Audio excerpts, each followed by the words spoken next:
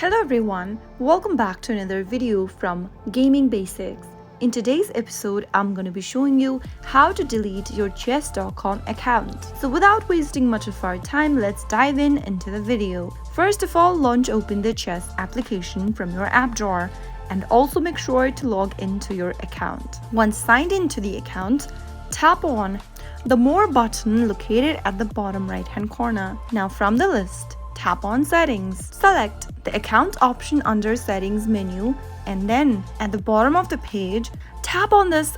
If you want to close your account, tap here Link, and soon after you do that, you will be presented with these options. Tap on Close My Account in the bottom. In the options, if you want to close your account, confirm your identity to close the account and make sure that this username belongs to you. If it does, tap on Confirm Account and tap Continue. Log into your Google account by entering your credentials or by choosing your account, and once you've confirmed your account, tap on Close My Account. Soon after you do that, you will be able to delete your chess.com account and all of its databases. So that's how easily it can be done. If you found the video to be helpful, go ahead and give us a thumbs up. Don't forget to subscribe to our channel by hitting the subscribe button.